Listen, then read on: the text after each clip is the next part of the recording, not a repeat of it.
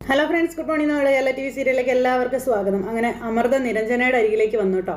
അപ്പോൾ ജാനകിക്ക് ഇന്നലെ വരെ ഉണ്ടായിരുന്നതല്ലാത്ത ഇന്ന് പെട്ടെന്നൊരു മാറ്റം സംഭവിച്ചതിനെ പറ്റി അമൃത നിരഞ്ജനയോട് ചോദിക്കാം. അങ്ങനെ ഒരു മാറ്റം വന്നതായിട്ട് നിരഞ്ജന ശ്രദ്ധിച്ചായിരുന്നു എന്ന് അമ്മയുടെയും മുത്തശ്ശിയുടെയൊക്കെ മുന്നിൽ വെച്ചാ എനിക്കത് മനസ്സിലായതെന്നൊക്കെ അമൃത പറയുമ്പം ഞാനത് അമൃതയോട് അങ്ങോട്ട് പറയാനിരിക്കായിരുന്നു. ചെറിയ മാറ്റമൊന്നുമല്ല ജാനി അടുത്തിൽ ഉണ്ടായിരിക്കുന്നതെന്ന് നിരഞ്ജന പറഞ്ഞു.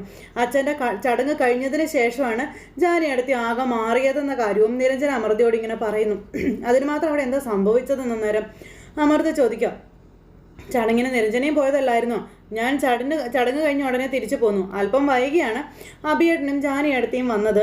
അവർ വരുന്ന സമയത്ത് അപർണയുടെ അച്ഛനും ജാനിയടുത്തെ കണക്കിന് പരിഹസിക്കുന്നുണ്ടായിരുന്നെന്നും മുകളിൽ നിന്ന് ഞാനതെല്ലാം കേട്ടായിരുന്നു. അഭിയേട്ടൻ അത് ഏറ്റുപിടിച്ചെങ്കിലും ജാനിയടുത്ത് മിണ്ടാതെ റൂമിലേക്ക് പോവുകയാണ് ചെയ്തതെന്നുള്ള കാര്യം നിരഞ്ജന പറയണു. ചടങ്ങ് കഴിഞ്ഞ് വന്നതുകൊണ്ടല്ല ജാനിയടുത്ത് നിശബ്ദയായത്. അതിനിടയ്ക്ക് മറ്റെന്തോ ഒന്ന് സംഭവിച്ചിട്ടുണ്ട്. അപർണ പിന്നീട് വഴക്കിടാൻ വന്നപ്പോഴൊക്കെ ജാനിയടുത്ത് കീഴടങ്ങിയത് എന്നെ ശരിക്കും അമ്പരപ്പിക്കുകയാണ് ചെയ്തതെന്നൊക്കെ പറഞ്ഞുകൊണ്ടിങ്ങനെ നിരഞ്ജന പറയൂ കേട്ടോ. അല്ല, നിരഞ്ജന കാരണമൊന്നും ഏട്ടത്തിയോട് ചോദിച്ചില്ലേന്ന് അമൃത ചോദിച്ചു. ഏട്ടത്തി ഇതിനു മുൻപ് ഇങ്ങനെയൊന്നും ആയിരുന്നില്ലല്ലോ. അഭിയേട്ടൻ വിട്ട് കളഞ്ഞാലും ജാനിയടുത്ത് മറുപടി പറഞ്ഞിട്ടേ പോകണ്ടായിരുന്നുള്ളല്ലോ. അപ്പം ഞാൻ അതൊക്കെ ചോദിച്ചതാ അമൃതേ. എന്തൊക്കെയോ തത്വങ്ങളാണ് ജാനിയടുത്ത് എന്നോട് പറഞ്ഞത്. എനിക്കൊന്നും മനസ്സിലായില്ല. ഒടുവിൽ അവൾ എൻ്റെ അനിയത്തിയല്ലേ, അവൾ പറഞ്ഞോട്ടെ എന്ന് ഒരു ചിരിയോടെ പറഞ്ഞിട്ട് അങ്ങ് പോയെന്നും പറഞ്ഞു. വീട് അഭിയേട്ടനും ജാനിയടുത്തേക്കും അല്ലേ, ആരെയും പിണക്കാതെ ഒന്നിച്ചു കൊണ്ടുപോകാനായിരിക്കും ജാനിയടുത്തയുടെ ഈ ഒരു കീഴടങ്ങൽ അല്ലേ. അഭിയേട്ടനെ ഉപദേശിച്ച് കാണും. എല്ലാവരും ഒരുമിച്ച് പോകണമെന്നുള്ളത് അച്ഛൻ്റെ ആഗ്രഹമായിരുന്നല്ലോ. ഏട്ടത്തി ഉപദേശിച്ച ആളാണോ അപർണയുടെ അച്ഛനോട് കൊമ്പ് കോർക്കാൻ പോയത്? ഏട്ടത്തിയുടെ അമ്മയെ കണ്ടുപിടിച്ച് കൊണ്ടുവരുമെന്ന് ഒരു സംസാരം നടന്നിട്ടുണ്ടെന്നും അത് പറഞ്ഞത് അഭിയേട്ടനാണെന്നും അതുമായി ബന്ധപ്പെട്ട ഏട്ടത്തി മൗനയായതെന്നാണ് ഞാൻ ഊഹിക്കുന്നത് എന്ന് നിരഞ്ജന അമൃതയോട് പറഞ്ഞു. അപ്പം അതെങ്ങനെ നടക്കുന്ന ഒരു കാര്യമാണ്? നീ എന്തായാലും ജാനിയടുത്തിയുടെ മനസ്സിലുള്ളതെന്ന് അറിയാനായിട്ട് ശ്രമിക്കാൻ പറഞ്ഞു.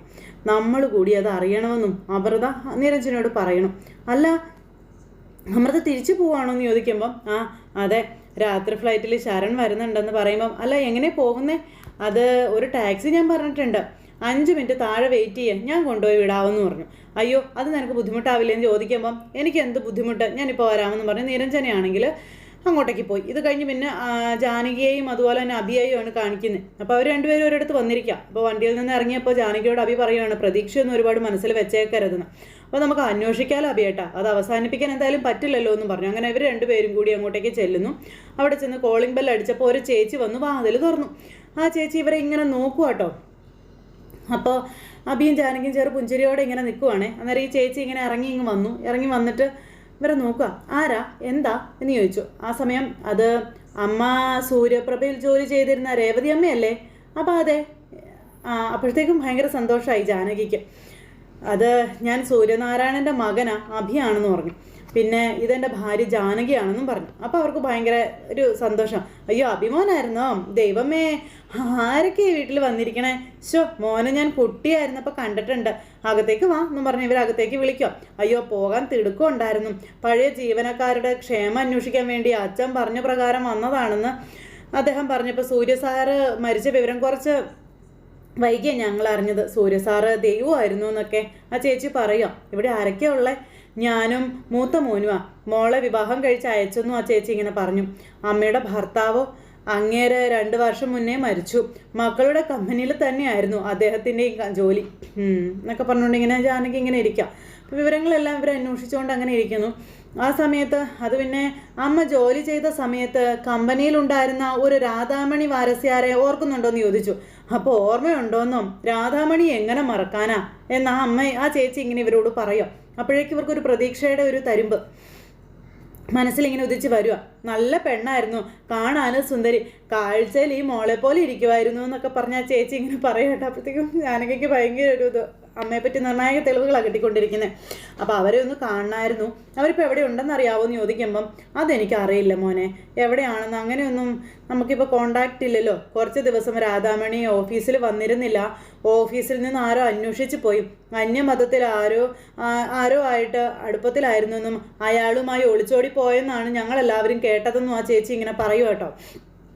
അപ്പോൾ അത് കേട്ടപ്പോൾ ജാനകിക്ക് വിഷമം.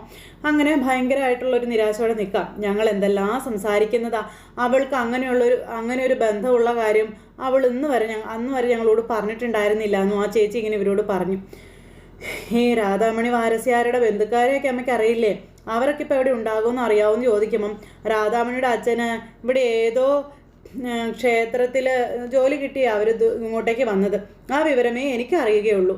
പിന്നെ സ്ഥലത്തിൻ്റെ പേര് പറഞ്ഞിട്ടുണ്ട്, പക്ഷെ വർഷം കുറേ ആയില്ലേ മോനെ, ഇപ്പോൾ ഓർമ്മയെന്ന് അതൊക്കെ പോയി എന്നിങ്ങനെയാ അമ്മ പറയണു. അപ്പോൾ ഇതൊക്കെ കേട്ടപ്പോൾ ജാനകിയുടെ കണ്ണൊക്കെ നിറഞ്ഞു. ജാനകിക്ക് ഭയങ്കര സങ്കടമായി. പ്രതീക്ഷകളായിരുന്നു മനസ്സ് നിറയെ, പക്ഷെ അതെല്ലാം ഒരു സെക്കൻഡ് കൊണ്ട് പോയി. ഇപ്പോൾ അവർ നാട്ടിലേക്കൊക്കെ മടങ്ങി പോയി കാണും എന്നാ ചേച്ചി ഇങ്ങനെ പറഞ്ഞു കേട്ടോ. അപ്പം ജാനകിക്ക് ആകെ ഒരു നിരാശയോടുകൂടി ജാനകി ഇങ്ങനെ നിൽക്കാം. നിങ്ങളിവിടെ നിൽക്കാതെ കയറി വാ മോനെ എന്ന് പറയുമ്പം ഇനിയും ചിലരെയൊക്കെ കാണാനുണ്ട്. എന്നാൽ ശരി അമ്മ, ഞങ്ങൾ പോട്ടെ. അങ്ങനെ യാത്ര പറഞ്ഞ് അവരങ്ങ് പോവുകയാണ്.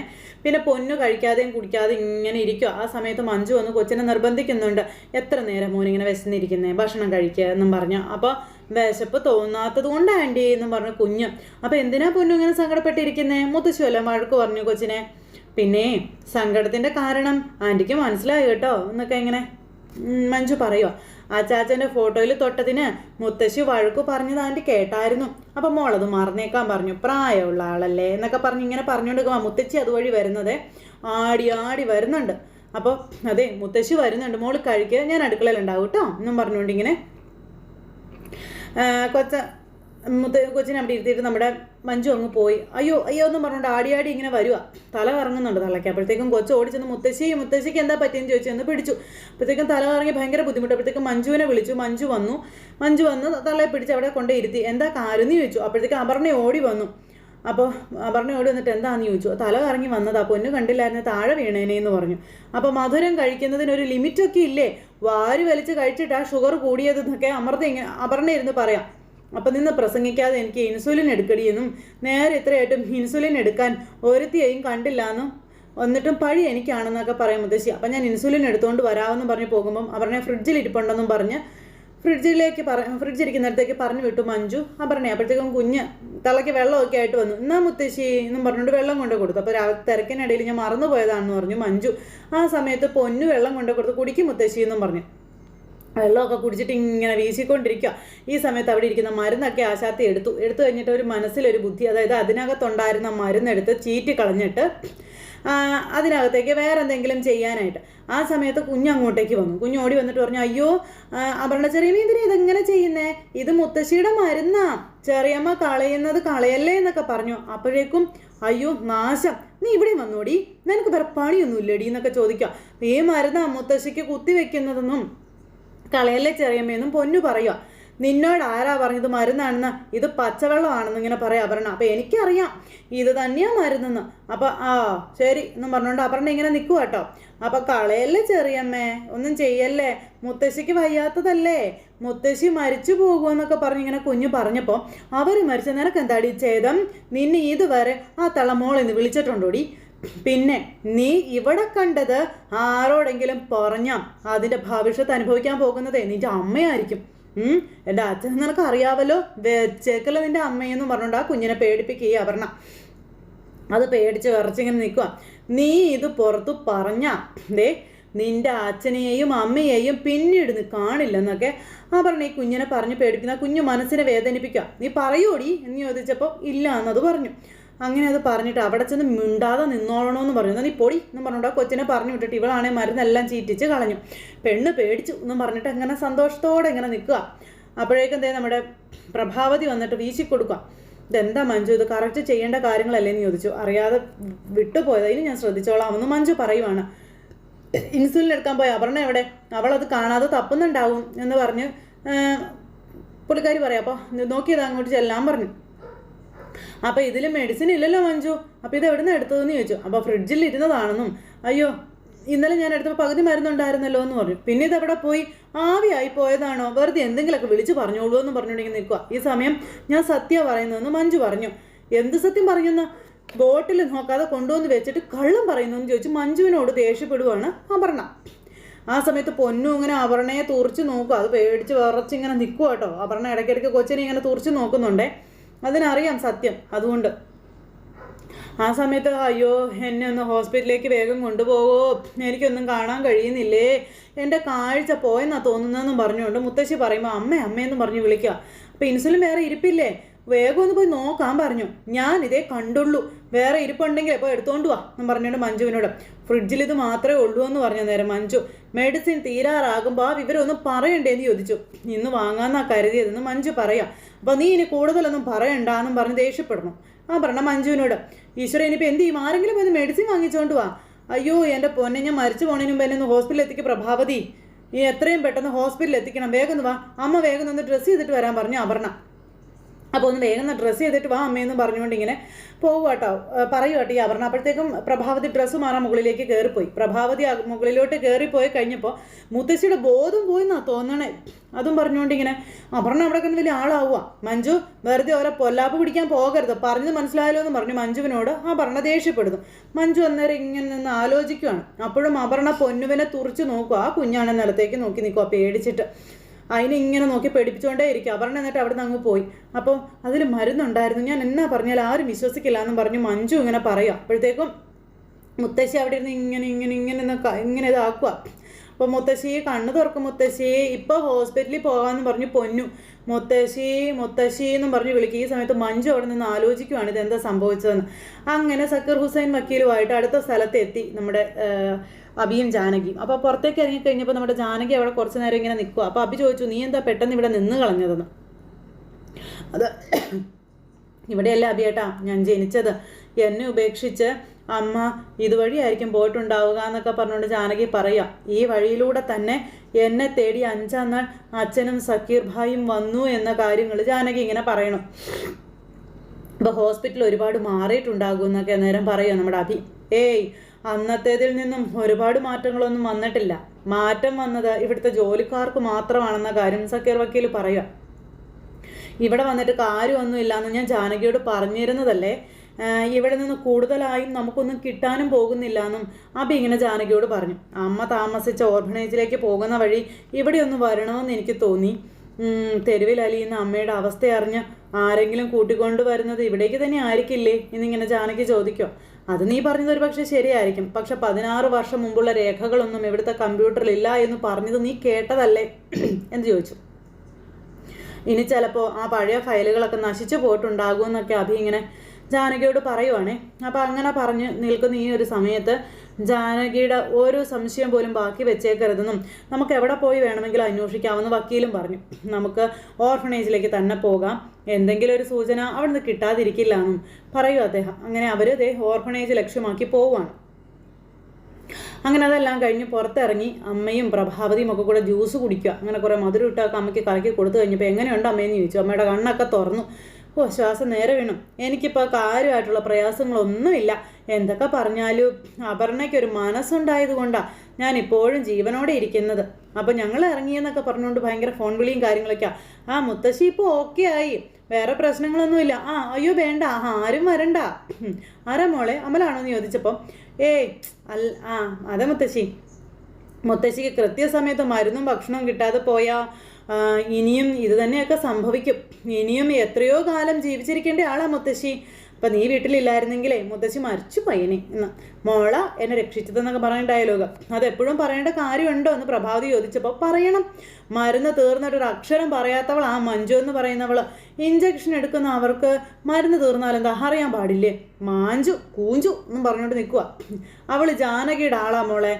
ജാനകി പറയണതേ അവൾ കേൾക്കുമെന്നും എനിക്കവൾ പണി തന്നതാ മോളെ എന്നൊക്കെ പറയുമ്പം മഞ്ജു അങ്ങനെയൊന്നും ചെയ്യില്ല മുത്തശ്ശി, ഞാനല്ലേ അവളെ പണിക്ക് വെച്ചതെന്നൊക്കെ ഇങ്ങനെ പറയുമ്പം നിനക്ക് അവളെ അറിയാത്തത് കൊണ്ടാ ജാനകി അവളെ വശത്താക്കി വെച്ചു.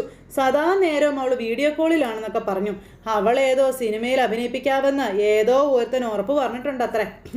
എന്നോട് അവൾ പറഞ്ഞതാണെന്നൊക്കെ മുത്തശ്ശി പറയുമ്പം ഒന്നും മിണ്ടാതെ നിൽക്കുക എൻ്റെ അമ്മേ എന്നും പറഞ്ഞിങ്ങനെ പറയാം. അവളെ മധുരമെല്ലാം കൂടെ വലിച്ചു കയറ്റിയിട്ട് മറ്റുള്ളവരെ എന്തിനാ പഴി പറയുന്നതെന്ന് പ്രഭാവതി ചോദിക്കുക. എല്ലാം നിങ്ങളുടെ കയ്യിലിരിപ്പാണെന്നും. അപ്പം നിനക്ക് മറ്റുള്ളവരെ പഴി പറയാനേ അറിയൂ, നിന്റെ പിടിപ്പ് കേട് നീ മറിച്ചും വെക്കും അതും പറഞ്ഞ് പ്രഭാവതിയെ ഇതാക്കി പറയുവാണ് മുത്തശ്ശി. എന്നിട്ട് എടി മോളെ ആ വേലക്കാരിയെ പറഞ്ഞു വിട്ടിട്ട് നീ മറ്റൊരുത്തിയെ വെക്കണം, അവളുടെ കളി ഇന്നത്തോട് നിർത്തണമെന്ന് പറഞ്ഞു മുത്തശ്ശി. അവൾ പോയി സിനിമാ നടിയാവട്ടെ, മുത്തശ്ശിക്ക് അവളോ ആ വീട്ടിലുള്ള മറ്റുള്ളവരോ ഒരു പ്രശ്നമാവാതെ ഞാൻ നോക്കിക്കോളാമെന്ന് അപർണ.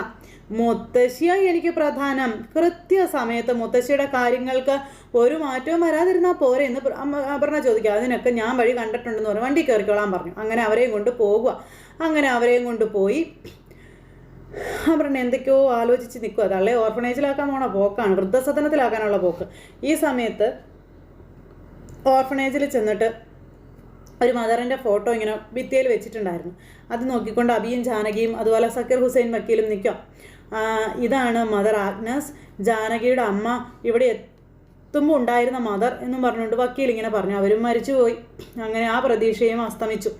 അന്നേരത്തേക്കും അടുത്തൊരു മേഡം അങ്ങോട്ടേക്ക് വരിക. അവരങ്ങോട്ടേക്ക് വന്നൊരു ഫയലൊക്കെ ആയിട്ടാണ് വരുന്നത്. വരും ഇരിക്കുമെന്നും പറഞ്ഞതേ അവിടെ കൊണ്ടുവന്നൊക്കെ ഇരുത്തി. അങ്ങനെ ആ ഒരു സമയത്ത് ക്ഷമിക്കണം, നിങ്ങൾ പറഞ്ഞ കാലയളവിലുള്ള ഫയലുകളൊന്നും കിട്ടിയിട്ടില്ല എന്നും ഓർഫണേജ് പുതിയ കെട്ടിടത്തിലേക്ക് മാറിയപ്പോഴേ പഴക്കം ചെയ്ത കുറേ റെക്കോർഡുകളൊക്കെ നഷ്ടപ്പെട്ടു പോയിട്ടുണ്ടെന്നും ആ മദർ ഇങ്ങനെ പറയാം. നിലവിൽ 23 വർഷം മുന്നേയുള്ള രജിസ്റ്റർ കിട്ടിയിട്ടുണ്ട്. ആ കാലഘട്ടത്തിലല്ലോ നിങ്ങൾ അന്വേഷിക്കുന്ന ആളിവിടെ ഉണ്ടായിരുന്നത് എന്നൊക്കെ ഇങ്ങനെ ആ മദർ പറയുക. അപ്പോൾ ഒരു പക്ഷേ ആ ഒരു സമയത്തുണ്ടായിരുന്ന ആരെങ്കിലും ഇനി ഉണ്ടെങ്കിലോ നമുക്ക് അങ്ങനെ പ്രതീക്ഷിക്കത്തില്ലേന്ന് അവ ചോദിച്ചു. ശരി നോക്കാമെന്ന് പറഞ്ഞു. അങ്ങനെ അവരവിടെ ഇരുന്ന് നോക്കുക. മേഡം നോക്കുമ്പോൾ ജാനകി ഇങ്ങനെ വിഷമിച്ച് കരഞ്ഞുകൊണ്ട് ഇങ്ങനെ ഇരിക്കുവട്ടെ, എന്തെങ്കിലും ഒരു പ്രതീക്ഷ ഉണ്ടോ എന്നുള്ളൊരിതിൽ. അപ്പോൾ അങ്ങനെ ആ ഒരു സിറ്റുവേഷനൊക്കെ കാര്യങ്ങളൊക്കെ കാണിച്ചുകൊണ്ട് ഇന്നത്തെ നമ്മുടെ കഥ അവസാനിച്ചത്. അപ്പോൾ എല്ലാവരും കാത്തിരുന്ന് കാണണോട്ടെ. എല്ലാവർക്കും നല്ലൊരു ദിവസം ആശംസിക്കുകയാണ്. എല്ലാവരുടെയും സപ്പോർട്ടിനും സ്നേഹത്തിനും ഒത്തിരി ഒത്തിരി നന്ദി അറിയിക്കുന്നു. സൂപ്പർ ഹിറ്റ് കഥയുമായി കാണുന്നത് വരെ എല്ലാവർക്കും ടാറ്റാ.